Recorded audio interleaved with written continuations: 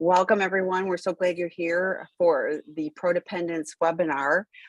Debbie, I have to tell you before we get started, I refer so many people to like the grief webinars. Like I keep sending them links because I just hear grief so much and your practical tools. So if you missed those two, it was a series on sexandrelationshiphealing.com under the resource tab. You can find previously recorded webinars, including those two by Debbie, but the entire series. So, but you have always great content. I'm looking forward to hearing what you have to talk about today, but those were really impactful. So thank you. I appreciate that. I'm going to I'm taking you on this journey today. We are actually working in my groups right now in presenting their grief and loss timelines. So they're actually talking about it and we're processing in group. And once we finish that, we're actually moving into the concept of surrender. So today I'm going to talk about surrender because we're going to be doing some specific work, and we've already started in the groups, kind of doing the groundwork on this. So I wanted to talk about it because I believe that it is a very important concept to understand in healing. It helps to take some of the struggle and the pain out of the journey that we have to go through when we're going through betrayal trauma and trying to heal from it. So I want to start with an analogy. I love to use analogies. I'm a visual learner. It helps me remember concepts. And this was actually brought to group by one of my members. And she talked about two different types of animals and how they deal with storms. So you may have heard the story and the analogy of the cows and the buffalo. So we know that storms move. They brew in the west, they move to the east. And it's interesting to note how these two particular animals handle storms. For example, cows, instead of moving towards the storm, they run away from the storm, hoping that they can outrun it somehow. So in essence, they are continually running with the storm, which then increases, when you think about it, the pain, the frustration, and the experience is far more intense in the long run. Well, we humans do that quite often in our circumstances in life. And I see this oftentimes with the women that I work with, the women that come into my group, that somehow they are trying to outrun the problems, the pain, the situations. And in essence, they are almost extending some of the pain, the intensity of the storms that they're experiencing. Buffaloes, on the other hand, they wait until the storm just will crest over the mountain. They see it coming, and then they choose to intentionally run towards the storm. They intentionally run through the storm because in the long run, it's going to minimize the amount of time that they spend in the pain and the frustration and the experience. So they both experience storms, right? But they handle it in a different way. And we actually, this group member made bracelets for everybody that has a little buffalo on it to remind them that you can run into the storm and that you're going to get through it. And I believe one of the concepts that helps us get through that storm is the concept of surrendering. So I want to talk about that. And we've had some really great discussions in my groups the last few weeks about surrender, and we're getting ready to move into some surrender experientials. So I'm going to give you some ideas on that, as well as what surrendering is not. I'm going to give you some concepts of what surrender is. I'm also going to talk to you about the steps. So some hands-on things that you can do. So as a betrayed partner, we have to get to a point where we acknowledge that we're in the storm and that we are going to intentionally take some steps to surrender certain parts of our experience. For me, a simple explanation is that sometimes we do things thinking that we are helping, and in essence, we are prolonging the pain that we experience. So what surrender is not? It is not giving up. It is not giving in. It is really not a loss of control. So we'll talk about that a little more. Surrendering is not a bad thing. I have had group members say, I just can't do that. That wouldn't be good. In essence, if I did that, then all of these bad things are going to happen, and they'll go into all the bad things that could possibly happen. It's not failure. I had some group members really identify with that. I feel like, in essence, if I surrender, it's like I failed. I'm not doing everything I possibly can. It's not defeat. For some betrayed partners, it feels like punishment. You mean I have to be the one that surrenders all of these things, and I'm not the one who created the situation? And the answer to that is yes, you do have to intentionally do that. It is not something that we can just accomplish with our mind, meaning we cannot think ourselves into surrender. I cannot wake up one morning and tell myself, okay, I'm going to stop doing this, and then I'm going to think about all the ways, right? And I'm constantly thinking about how I can do it. It's an actual action. It's a process. We'll talk about the journey of that in a minute. We can't will ourselves into it. So I can't wish and hope and dream about it. Again, it's very active. To me, it is not forgiving. It is different. There's a whole different aspect to forgiving. Now, I do believe that surrender can be part of the forgiveness process, but I like to separate them out a little bit because it makes it a little bit easier to understand. And someday we'll get into forgiving and talking about that. It's not forgetting. When I surrender something, I'm still going to remember. And we'll talk about the remembering part when we talk about how we approach surrendering. Also, surrender is not an ending. It doesn't mean this is the end. And oftentimes it feels very final. So, what is the difference between surrendering and just giving up?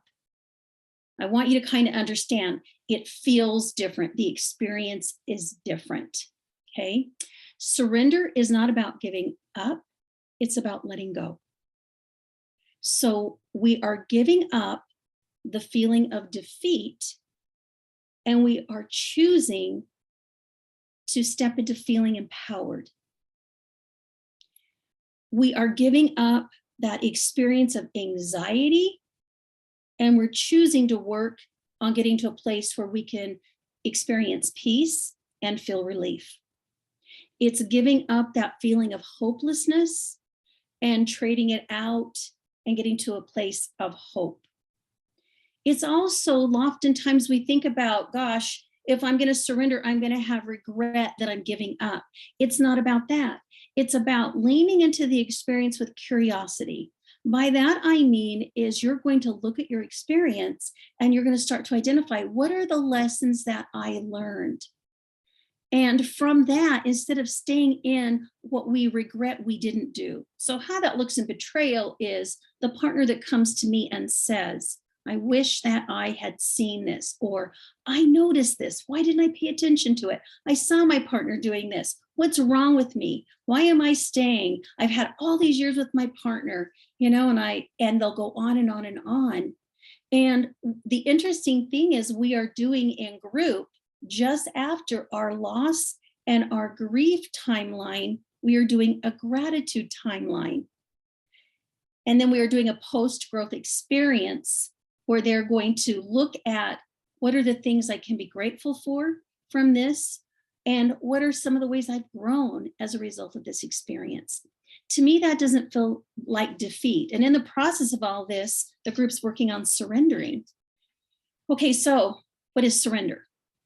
One of my favorite quotes I came across says this: surrender is this. We surrender to what is, we let go of what was, and we have faith in what will be. So that addresses past, present, and future. And I'm going to give credit to that to Sonia Riccoti. She's the one who came up with that. So let's talk about what surrender is, because I think there's different elements to surrender. The first thing is that it's a process. To me, it is a journey. Oftentimes, people who are betrayed, we want to get to a place where we feel better. We want to do it quickly.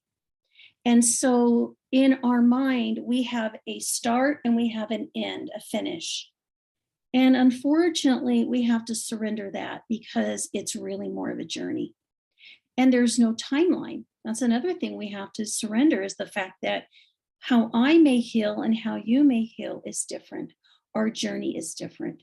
So we have to realize that as we are surrendering, it's difficult along the journey, but all of a sudden, once I get to that place of surrender, when that thing comes up that I was struggling over, whether it's over my partner's recovery or whether it's over the stories in my head that take me into my trauma responses, that once I get to a place where I've surrendered that, when it comes back up, I can quickly surrender it very quickly in the moment. So I know my group was asking me about this because of my own betrayal trauma. Don't you still have it? Don't you still go into this and this and this?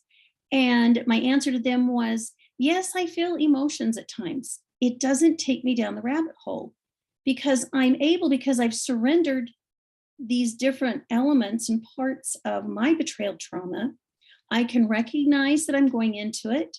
I can identify it. I can sit and learn from it, right? And then I can let it go. So oftentimes we have to realize that it is hard at first, but you will get there. It's part of the journey, okay? Surrender is a choice. So as a betrayed partner, you have to intentionally choose to step out of some type of control, out of some type of behavior. You have to determine intentionally that you're going to do your healing differently. So if we choose to stay in as a betrayed partner, some of those safety-seeking behaviors that take us down the rabbit hole, like I say, where we have a trauma response, we have to at some point recognize and realize that this is not helping me. I think my safety-seeking behaviors are helping me feel in control, but in reality, they're taking me down the rabbit hole where I'm feeling out of control. So I have to make an intentional choice. And so that would look like, and we're going to identify some different things to consider surrendering, but that would even look like, I talk to my clients about surrendering your story, surrendering all the stories in your head. You've got to recognize that your thoughts and your stories, while they've got lots of fact to them, the brain also fills in the gaps and creates some distorted, parts to this story. And the stories can literally take us into feeling anxiety, depression, easily triggered. So we have to be intentional about that. Surrender is also living more in the here and now. So we have to be very aware. We can't keep going back to the past and projecting into the future. The next one is we have to acknowledge what is and what is not in our power to control and change. Oftentimes that has to do with other people. So what is mine to control and what is yours to control? So I'll talk about that in a moment when we briefly touch upon boundaries, okay? It's recognizing that we cannot think or see our way through a difficult situation that we are currently in and that we don't have all of the answers. It's about intentionally letting go of control. So how we do that is oftentimes we turn it over to something that is either unknowable or even to a higher power. It could be to the universe. If you worship God, it could be God. If you believe in your higher self, it could be something that is bigger than us that we are going to use as that source that we turn it over to. So there's some things that we can do with that and exercises we can do around that. It's also letting go of the results, which is really hard for me. I love results. And so I will do whatever I can to get those results. So I'll do things, I'll say things, I will try to come up with creative plans, whatever it is, because I'm trying to control the outcome in the future. I want those results so bad. And sometimes I just have to recognize that I have no power over that. And I think it also means that we need to acknowledge specifically the exact things we need to surrender. We've got to have that self-awareness. So we've got to dig really deep and recognize what it is we're needing to surrender. So here's some areas I want you to think about surrendering. One of them is you've got to surrender the results of some of your actions. So what does that look like for a betrayed partner? It might be that in the early stages of your betrayal, you're in crisis. You may have done some behaviors that now further along in your recovery, you recognize we're not the healthiest. And so instead of going into shame, choosing to go into self-compassion. It's also about making, amends along the way and correcting behavior. That's part of it too. But sometimes we hold on to all the bad things we did. We might even hold on to the bad choices that we made. It might even be we've got to surrender, the fact that maybe we're choosing to stay in the marriage and it's okay. And not worry about what everybody else thinks or the shame that might come because other people are criticizing you for that. So I think that's one of them. We also have to surrender the results of some of our partner's actions. This is really hard. I'm going to tell you, this is one of the hardest things you're going to do in your recovery from betrayal, because those things that your betraying partner has done has been extremely painful. It is hurt deeply. And sometimes we do that and surrender it by not focusing on it, not thinking about it all the time, obsessing on it, and choosing instead to step into different behaviors. Again, it's not forgiving and it's not forgetting. It's how we are managing it, how we are choosing intentionally to deal with it. So it doesn't have control over us, and it's no longer taking us into this place of pain, which leads to the next one. We have to identify if there's pain we're holding on to that we need to let go of. Because I can easily take myself into pain. I call this, I can easily stay on this position of being a victim. I can see myself in the light of all that's been done to me. And it's true, it has been done to me. If I choose to stay on that and focus on that, in essence, I'm going to stay powerless. If I choose to stay in my pain, it's going to become bigger than me. And so that's where we get in and we see a therapist. They have the methods, the means, and the knowledge. So you want to go to a therapist that understands betrayal trauma so that they can assist you with the skills, the tools, and the processes, because sometimes we need to reprocess the trauma so that you can get to a better place and you're not going to stay in your pain. Again, I talked about this previously. We've got to let go of the timeline, the concept of how quickly healing should take place. I have people all the time saying, oh my gosh, I'm a year into this and I should be done by now.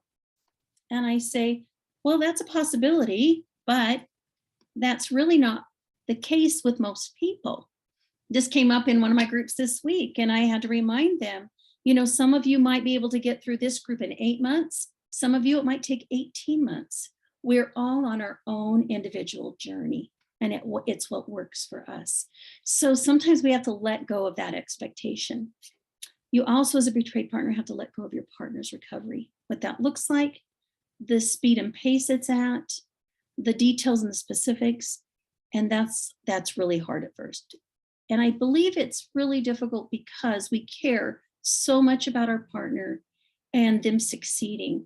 Because if they succeed, then we feel safe and secure. We can move towards them, right? The relationship has a chance of surviving. It has that opportunity to mend and to heal, and for life to actually get to a place where in certain areas and aspects of the relationships, it's even healthier than it has been in the past. Another one that I see that betrayed partners need to surrender is their partner making things right. I'm going to use that. Somehow they are going to make restitution, fix it, make things right. So here's how I have seen it show up. It's the partners that come in and say, this pain that my betraying partner has created in me, the pain I feel so deeply, I need him to understand exactly how it feels. And some of them have done things to try to inflict emotional pain, right, in order for them to understand. And we're going to look at that as safety seeking, but on that end of the spectrum, that's not as healthy, because somehow, in that betrayed partner, whether they're in crisis or they're in their betrayal trauma, they're thinking if my partner can just understand it on the same level as I do, then they're going to get it and they're going to be able to provide for me what I need for healing. Or they're going to have to do certain things. Sometimes the second thing I see is you've got to do this, and this to make it right. And I do believe that that's negotiable, and that's something that we need to work on. And that comes within that healing journey, that healing process. And oftentimes it's when you go into couples and do couples work and go deeper, and you start to work on that. That's where we make the repair. That's where we start working on really getting deeper into healing the attachment wounding from the betrayal. We need to let go of how life should be.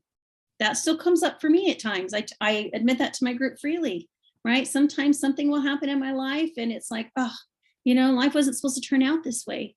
And I catch myself and go, no, it is what it is. And we're going to talk in a minute about what you do, which is you step into gratitude. I stop in that moment and go, well, it is what it is. And here's what I have in the here and now that I am so grateful for. And that can shift me out of it pretty quickly. We've got to also surrender resistance to recovery. That's another big one that comes up. So that shows up in, we focus on how our betraying partner needs to be healing instead of focusing on ourselves. Or I will see clients come in or group members, they will say, no, I do that, it doesn't work, right? So that's resistance, right? Am I willing to do what it takes to do my own recovery and more healing? It might even be resistance to giving up certain behaviors that you think are helping you stay safe, and in essence, they're not. And I've had clients come in and say, well, I don't want to let go of that because if I let go of that, what if, right? That's resistance, okay? We need to let go of any of the unhealthy safety-seeking behaviors. I mentioned that already. Knowing the next step. This is a journey where I often don't know what's going to be the next step. And so I have to go to other people who are trusted, who are knowledgeable, who can assist me. And eventually you're going to know the next step and the next step. And as you work on your healing, pretty soon, I see my clients, group members get to a place where they go, I don't know how it's going to turn out, and that's okay now. I know that no matter what happens, that I'm going to be okay because I now know how to manage it, deal with it. I've got skills and tools, a support system, and they just name off all these things that will help them in the moment handle anything. And so we have to also surrender the fact that there's an end. I've had to surrender that, and that yes, my betrayal trauma is behind me, but parts of it will still come up again, and that's okay. It's going back and surrendering and recognizing it, or believing that at a certain point, everything's going to be done and over with. So it kind of shows up that way. If we can surrender that, that's going to help us get out of that struggle.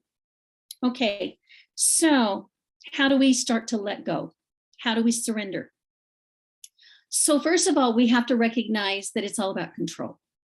So we have to recognize that oftentimes as a betrayed partner, we have tried to control ourselves and controlled even our betraying partner, and it's created more pain and distress than it has relief. So we have to have that awareness. It starts with that. And we then at that point, we have to recognize that at the end of the day, the only thing we have control of is ourselves. We don't have control over other people.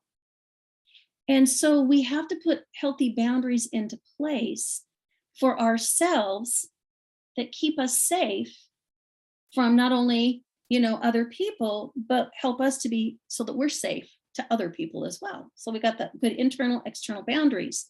So that's part of it. I think a lot of my clients will say, but I can't surrender. What if this happens? What if that happens? And my answer always comes back around to, well, you set healthy boundaries around that. And the boundaries are not about controlling the other person. The boundaries are creating safety for you. So that's a whole concept. And I think we've talked about boundaries in the past. You have to let others, like your betraying partner, think and do as they do. You can't control their thinking. You can't control what they do. And then, like I said, oftentimes when it is very difficult and you're in that situation where you can't control what they think or they do, you have to then learn to place the power in the hands of someone or something else. Whether that is a higher power, whether that is the universe, or something you deem very powerful. I've even worked with clients where they see the sun as very powerful. And sometimes we'll do a visualization where they're sending all the really hard things to the sun and let the sun just burn it up. We sometimes do turn it over, to religious figures, or sometimes we tap into their intuition, which is the all-knowing part of themselves.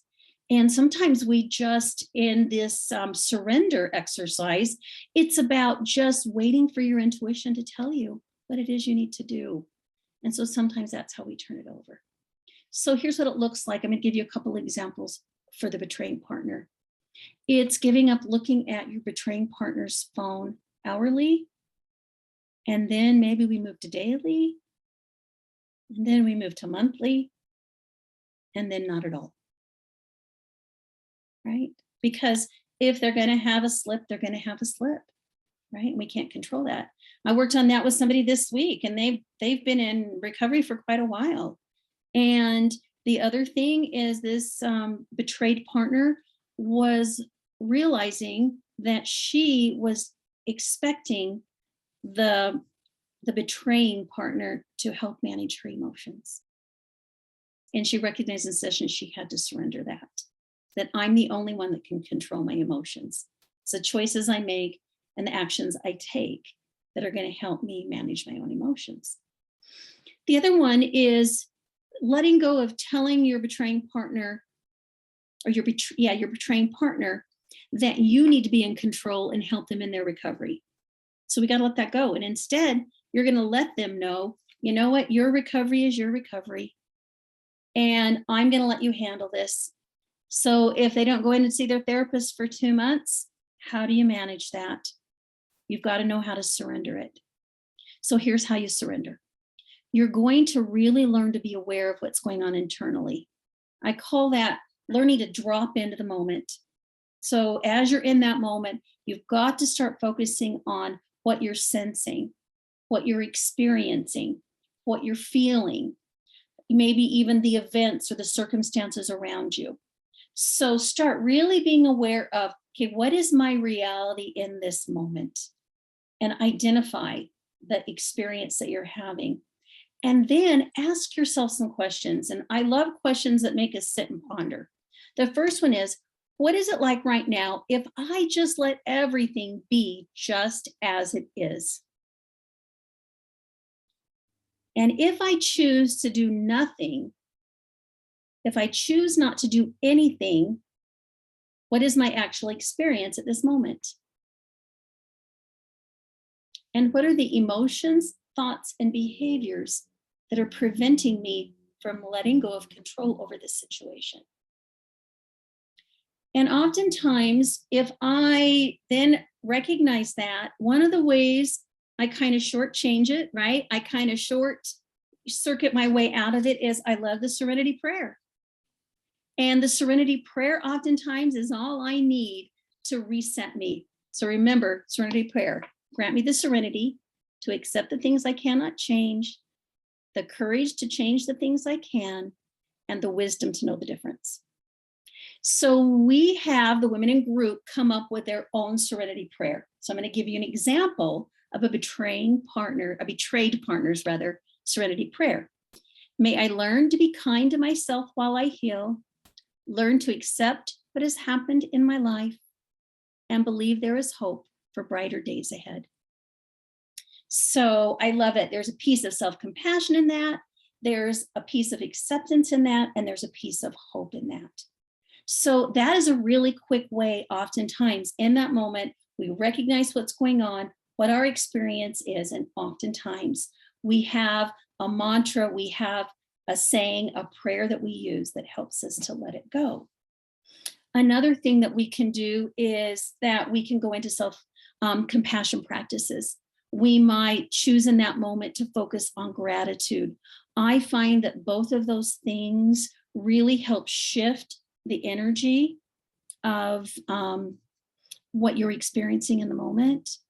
And I'm a firm believer in our emotions have different feelings to them, and so they can make us feel better and make us feel worse. And so that's a great way to shift us out of, when we're feeling like we need to control. And then one of the activities we have the women in our group do is we have them make a list of 10 things that they are ready and willing to let go of at that time. And then we have them figure out and carry out a plan. So they take each item one at a time and identify how they're going to let it go. And then at times they have to stop and review, okay, what was the experience like as I was letting this go? So I'm going to share with you some of the exercises my clients have then gone and done. Once they've identified what they're going to let go of, I had one go out and get stones from the local, hardware store. And she painted them white. And then on them, she wrote all of the things she was surrendering and letting go of. Then she put them in a backpack and she hiked to a mountain. And off the top of the mountain, she threw off all of those stones. And she symbolically decided she was leaving them behind. She was letting them go. And she left the mountain without any more stones. And I think that was a great exercise for her to do. Oftentimes, clients will choose to come in to group and they will have written on slips of paper what they're letting go of.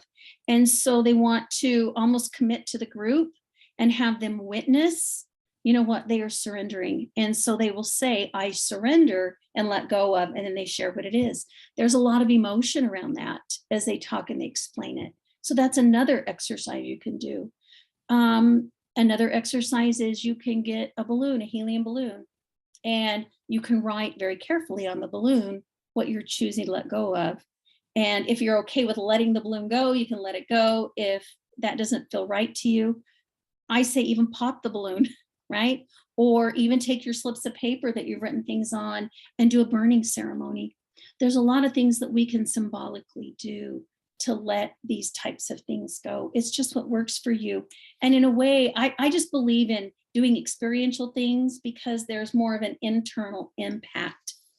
So those are my ideas on surrendering and letting go. I feel like this is an important aspect of healing for the betrayed partner. And again, it's not going to be something that all of a sudden you get to, this point in your recovery and you're going to do all this surrendering. I believe it starts along the way, a little bit here, a little bit there.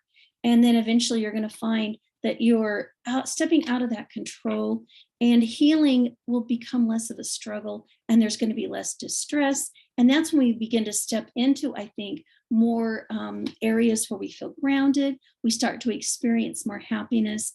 And eventually we even find we're experiencing joy again. So anyway, that's my thoughts on surrendering. Great stuff. I took bunches of notes. I had such a visual with because I like to hike, but the visual of the throwing the rocks, and I thought I'm going to look for her stones on the hiking trails when I'm out there too. But I also thought then if you start feeling like you're picking it back up again, you go, no, wait, I threw that at the top of the mountain. If you're picking it up and you burn the slips of paper, no, wait, I've already burned that. I don't have to take it back.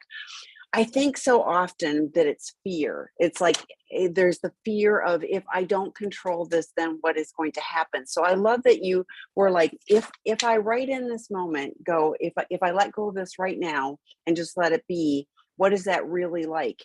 And having to focus on, well, I'm afraid, he or she is going to relapse. I'm afraid, because the whole snowball of what all the bad things that are going to happen, but we really have no control. I have used the serenity prayer as a mantra. I can't tell you how many times. I would just say it over and over again, but I would say, God grant me the serenity to accept the things I cannot change, which is everything outside of me. People, places, and things. The courage to change the things I can, which is my actions and reactions, and the wisdom to know the difference. But it's just my actions and reactions. That's the only thing that I have control of, as much as I'd like to control everything, But I also use letting go of the results. I had a situation a few years ago. It was a family drama, shall we call it, and I was so worked up about having to participate in this event. And I was like, someone said, not my circus, not my monkeys. And I can't tell you how much I've used that, it's not my circus, it's not my monkeys. And sometimes I just have to remember that and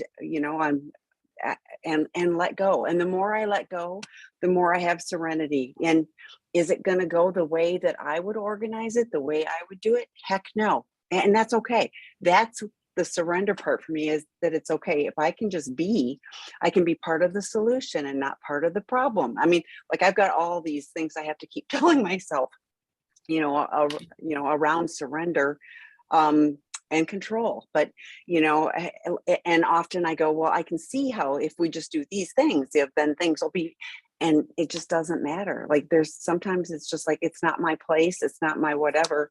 And it's going to be okay, regardless of how, could it be better? Sure. But you know what? Everybody has to learn on their own thing. But it was really the fear is what, because I thought and I know that partners are safety seeking. I have a little graphic that I've sent to a number of people, addicts as well, that talks about being stuck. And it's like quicksand with a bike in it. And it's like, sometimes we're stuck because we're comfortable there, and I think that that's true. Even if there's discomfort, there's being known in the stuckness. You know what I mean? Like we're familiar with it, and it's not, it's like we can't sometimes visualize what it would be like if we were freed from the muck and the mire. And I get all that. It's a process. I think for partners in particular, because they've been so shaken by the actions of the betrayer, that the safety seeking and just looking for something to hold on to. And if I give this up, then what's going to happen? I mean, I get that. But I also, I talk to partners all the time is then your betrayer's addiction is the focus of your life. You are now chained to that addiction. And how can you ever find joy? I know lots of people that, despite what, let's say he and she, just for ease, if he's still active in his addiction, they create their own life and their own path. And then his addiction is not overwhelming their entire life. Would they be happier about his activity if he was not doing that? Sure. But it does not define who they are. And, that's a process for them to really find and let go of. And it takes time, but what a gift to not be chained to just, what he's doing or not doing, that's challenging. So great stuff. I wrote so much. I wrote down too, so many people want it to go back to how it was. And I'm like, you don't, because he was, and I go, he and she, but, he was lying to you. It was a facade. So you actually deserve to have truth and have a different, better, but that I want to go back to it, keeps you in the storm that you were talking about, the cows and the buffalo, then this, then you're always staying in the storm of that. So good stuff. Good stuff. I wrote 2 pages of notes again, so I'm sure there is something else. Oh, I do like too. I really do believe that letting go is a choice, and you are empowered. It is not defeat. That is really the place of empowerment, rather than being ping-ponged by what is happening. So anyway, anybody have questions? You can put them in the questions at the bottom of the screen. We would welcome your questions. Yeah, and as you add questions, it doesn't have to be around surrender, but I do want to talk about fear for a moment. And you've got to understand that fear is such a big component and a big part of the betrayed partner's experience. And when we are in fear, control is just a part of it. And so oftentimes, I really emphasize to my partners, it might not be time to let go of that control at this point. I get it. So let's have lots of self-compassion, but just recognizing the need for control. And it's usually that we need safety. It's really around that, I'm not feeling safe in this moment. So I've got to control some aspects right now of something that feels so out of control to me. And so, we can do it by, sometimes we, are trying to clamp down and try to really manage things, and whether it's our own behaviors or our addict partners' behaviors. But I just want you to know that, surrender is a process that it's difficult. It's not an expectation that you have to surrender as soon as you're experiencing betrayal trauma. I want you to know that sometimes it's just a little bit, like my clients say, one part of surrender is they've surrendered that they've got to be in therapy. They've surrendered the fact that they're showing up in group. They love group. They love coming into therapy, but there's an element of surrender in that. I'm surrendering my time. And it might even be in this moment, I am surrendering, to get into an argument. It might be something that simple. And so that's something I want everybody who's hearing this to understand, is that surrender might feel like such a big thing right now, but it can actually come in really small little increments. It really can. And yeah. And I love how you said the increments of like not looking at the phone every hour, it, like that, and that process. And I agree, when you just have discovery and are so hurt, like surrendering is probably not even something you can get a concept of, but but as you mentioned, this is a journey, this is a process.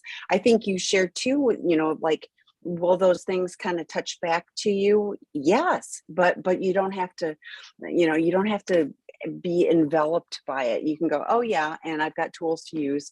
I can visualize throwing the rocks again on the mountain. I don't even have to go to the top of the hill. I'm like just having some things that that you can tag back to. So yeah. Well, I saw in the chat that there was a question about the difference between setting boundaries and control. That's a great question. So remember, boundaries are about safety. And safety being, I need to make sure that I feel safe. And it's a lot of times it's how we word it. I put the boundaries in place for me. When I'm in control, I'm telling the other person what their boundaries need to be. So let me come up with some examples of what I mean.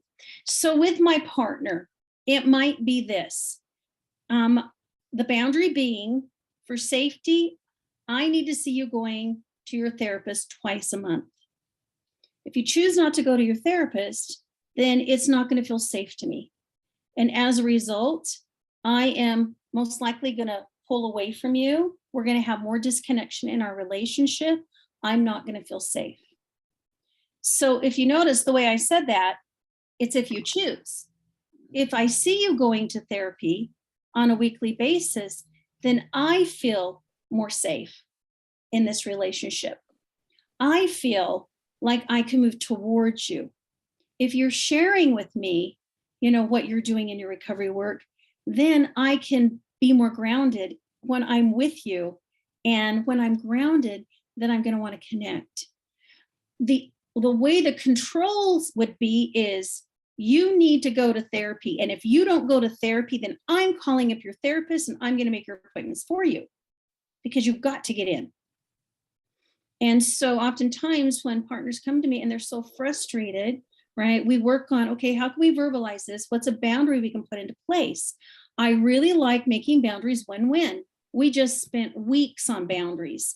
And so when I go to my partner and say, if you're going to therapy twice a month, then the good side to that is that you're going to feel more connection from me. If you choose not to, then we run the risk of being really disconnected. I might even have a trauma response because I don't feel safe.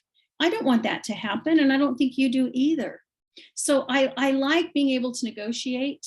One of my favorite books right now is Setting Boundaries, Set Boundaries, Find Peace. My groups are reading it. They love it. And in it, it talks about the difference between control and boundaries and what boundaries are not. And it's a really great concept. Again, we have to be very careful. When I'm in control, I'm trying to control somebody else's outcome. That's another way to put it. That's a great way to look at it too. So I'm also trying to control. Sometimes, if it's control, I'm trying to punish. My boundaries I'm putting to place are because I want to punish you. That is a control thing. So we have to kind of have some clarity on that as well. Yeah, I often say, boundaries are not punitive. It isn't about punishing. It is about Mhm. safety. I think one of the hardest things about boundaries, though, is the right boundary for you is not necessarily the same for me. What the betrayer was doing, in one situation is different. So there aren't like, you do these three things. Dr. Rob did talk about, like, violence is never okay, violence and abuse, so on either side. So those are hard boundaries for everyone, but otherwise, like you're saying, it could be, going to your therapist, x amount of times a month or whatever it is, but that could be very different for another partner, of what is going to help them feel safe, Mhm. and the level of accountability. So there Mhm. isn't just a checklist that you go, Mhm. these things. So Yeah. Yeah. And we were talking about boundaries. I think in surrender, for me personally, some of the internal boundaries I've put into place for myself, you made me think of it. And sometimes when situations come up, I kind of have figured out my automatic responses. I call them responses because they're very intentional and very grounded, right? And I love what you said, not my circus, not my monkeys. Sometimes that's a reminder. I mhm. don't need to get involved. I can set that boundary and let it be over there. I don't have to jump in and try to fix this or do something about it. I love it's a very hard one for some people to hear, but sometimes I just say it is what it is. I don't have any control over it, and that's okay. It is what it is, right? And so sometimes I go there when I'm starting to get really frustrated. I want to jump in and control, or I want to react rather than respond. So I'm more limbic. Um, and then sometimes I'll just say to myself, I'm choosing in this moment to let it go. And then another one that I use is sometimes is just, you know what, this too shall pass is another one. And sometimes I go do a healthy distraction so that I'm not in there ruminating about it and it's just getting bigger and bigger and bigger. So, Yeah, I agree, and creating a gratitude, going and being intentional. The mhm, circus and monkeys actually really worked for me because I mhm, visualized certain family members as certain monkeys, like, and it was really just helpful because it turned it into a comical thing for me. So, like, whatever works for everybody, but for me, it shifted it from like rant to, like, it made mhm, me smile. So, mhm. but that was a shift, that Yeah, I desperately needed. So yeah, yeah. yeah. It can create a shift like that very, very easily. Um, I love that. So there's a comment in here about, and this person said they'll remember the buffalo running in the storm, and her daughter, who's struggling with cancer, she recently purchased a buffalo hat that was bravely battling. She's been bravely battling cancer. So that's yeah, she's been bravely battling and running towards the storm, which is, a cancer diagnosis sure would be. So That's wonderful. other questions or comments, the Q&A, just type them in the Q&A at the bottom of your screen. Would be, um, I, I love that you give practical tools, for, I mean, I know you're working through it with your partners too. I thought, like, it has to be hard for them. If you say 10 things that you're willing to surrender, like, do they just go, oh my gosh, 10 things? Like, to me, I would be like, I have to come up with 10 things that I'm willing to surrender. That has to be, can I come up with one? So Yeah.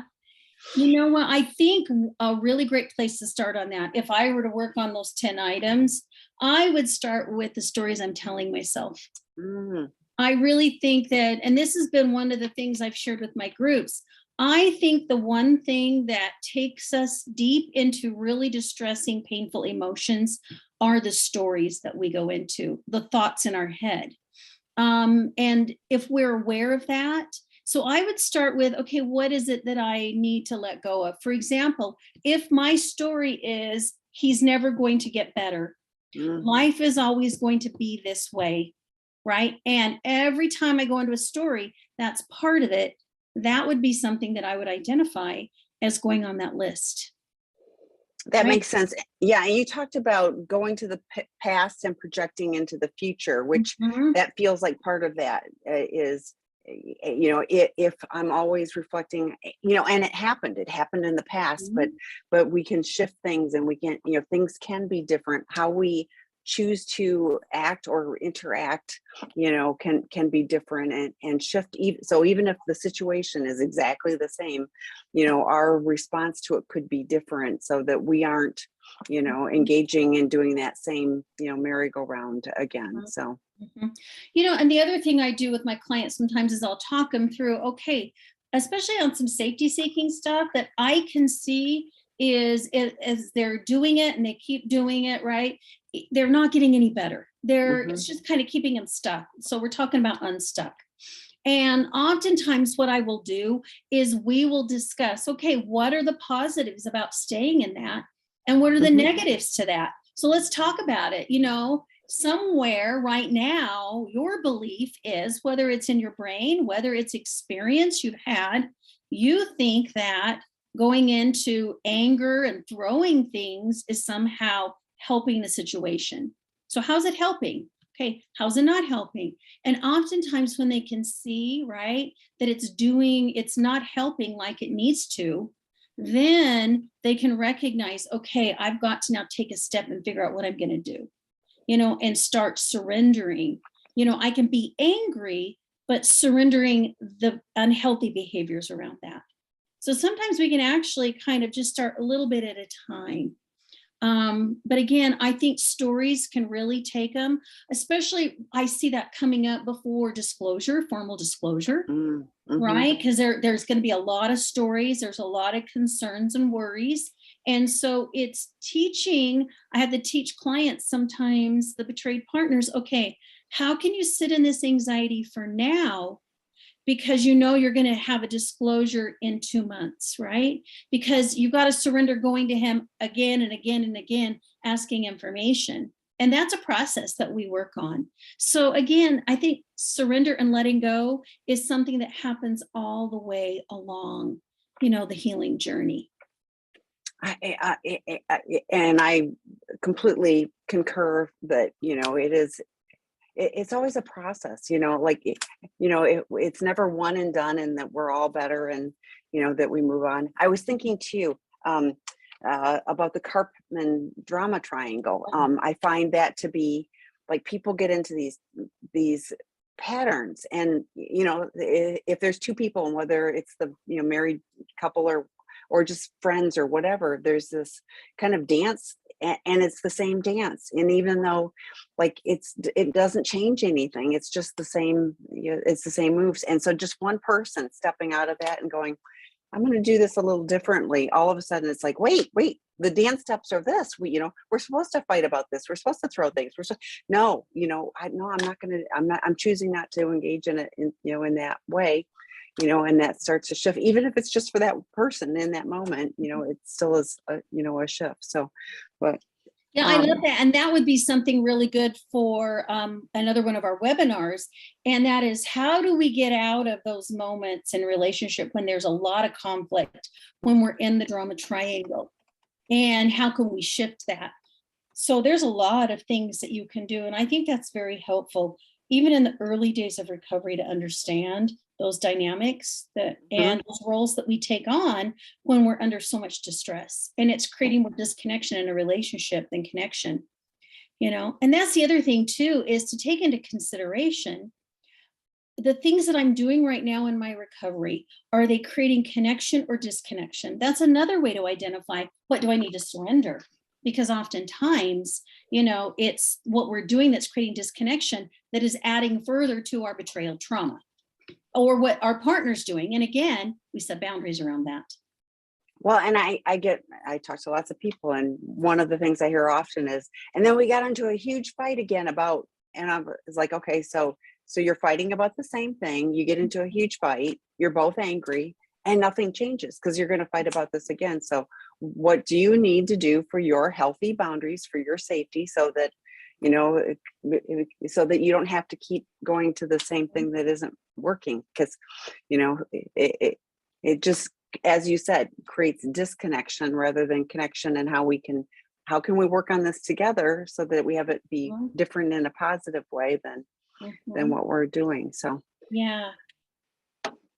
Oh, So somebody, how do you put boundaries around spending? My husband spent 35,000 in a year on porn and prostitutes. That's, Well, that is a safety issue mm-hmm, in many ways. mm-hmm, I'm going to talk about it from the financial aspects as mm-hmm, well, because it sounds to me like that's what you're asking, the mm-hmm. financial part. Oftentimes, in the case like that, I find that partners, the betrayed partners, need some sense of financial security. So oftentimes, they will choose to take over the finances for a while in recovery. Again, we're working together as a couple on this. They will have access to, all the passwords on accounts. And oftentimes there will be a budget put into place to create safety. I've had some partners, betrayed partners, work with their addict partners on determining a limit to how much money can be withdrawn at any one time, right? Whether it's when they go to the grocery store, they go to the ATM. Sometimes they'll even set up a system where they pull out cash and maybe just $25 for the week, $50 for the week, for incidentals like food or things like that you might need. And it's unfortunate that that much money is spent. I know that I had one betrayed partner I worked with years ago, and her husband had spent hundreds of thousands of dollars on this. And one of the things that she had to surrender was the fact that that money was never going to come back. And there was a part of her that had a really big struggle. She wanted him to go out and earn, because he lost his job as a result of his acting out. And she wanted him to get a job and go earn back all that money, right? And he wasn't willing to do it. So we had a big, lot going on this way. So we had to work on her surrendering that and finding safety and security in other ways financially, which she had. But that's very, very difficult when they spend that much money. That's a loss. Again, in my group, when we talk about grief and loss, that's something that I would work through, even with your individual therapist, because there's so many aspects to that, right? There's the financial security. There's the fact that it was spent on that. It's something you're never going to get back. It might have been that you were unaware of it. So there's that, again, another secret that you just found out about. So boundaries around that, I think, are all about who's going to be in charge of the money. What does that look like? And again, it's from a safety perspective. Because if these boundaries are not in place, then we're going to lose finances and money. And if you've got, whether you're supporting the two of you or you've even got children, it's really important that financially you can stay stable. So I think in the early days, that would be something. You might even need to go in and see a couples therapist if you can't work it through on your own, and come up with a plan. And that's probably how I'd handle it. I always like having a third party, somebody who I consider to be in this place of neutrality, right? They understand recovery. They want the best for both parties. And here's what I have found works with couples. And they're there to give you ideas and assist you in establishing boundaries. And there's a handful of therapists who actually deal with finances. Like Deborah Kaplan did a webinar on it, so on Yes. sex and relationship healing, Yes. about financial. And we, for the guys that come into our program, that's part of what we're screening for as well. And that's a lot of money. But as Debbie said, yes, and we've, you can't believe, how much people have sent. So I hear that it feels like it's controlling, but this is all about your safety, your financial safety. $35,000 can go a long ways towards financial security on many levels too. So, and there's one more question. Yeah. Not a question, just, and this, I'm going to turn it into a question, because there is a fine balance between surrender and giving up. It's difficult to not want to just throw up my hands when there is drama and conflict, about the same behavior. So can you talk about how do you keep it? I've got a great idea on this, and it's going to be short. Okay. There are times where I get angry with something my husband does, right? In that moment, I choose to surrender dealing with it in the moment. Oh, great. Because I'm going to choose to get grounded to think it through. And I've put a boundary in place for myself that I will not manage something or attack something. I shouldn't say attack, deal with something, right? Tackle something when I am not grounded. So oftentimes I will say to myself, you know what, I'm going to give it an hour or two and I'm going to sit down and think this through, or I'm going to sleep on it overnight. So it's not that I'm surrendering maybe what the situation is about that has created the drama. I am choosing in that moment to surrender the part of my anger that's going to lead to drama. So there's kind of an aspect to the situation that we can surrender. And then I sit down, I get grounded, and I figure out, okay, I go back into those questions. What's going on? What's my experience? What am I sensing? What I'm feeling? What am I telling myself? Right? What are the boundaries that I need? And then go back in when I'm grounded. Well, I was thinking, because the story I tell myself, my husband does something, and the story I'm telling myself is just like, oh my God, and then if I'm curious, if I can come at it from a place of curious, tell me about that. And I come at it from a really neutral, tell me about that. And I found out is thinking, and you go, oh, I understand how you got to that. And some of it's just not that important. Some of it is, but some of it, I just go, okay, would I have chosen, whatever that is? No, but it just doesn't matter. And, if he's happy with there are some things. Yeah. There was a fish shirt that I was just like, oh my God, really? And I was just like, but he's happy with it. Okay. It was really benign, but it was just like one of those, it shows up at the house and you go, so anyway, that was just a little, but yeah, I love that. You just take a pause. It's like, I'm surrendering in the moment for this, and we'll come back around to it. I love that. So thank you all for the great questions and comments. And Debbie, thank you again. We'll see you in 2 weeks, and Matt will be here next week. Bye, everybody. Bye.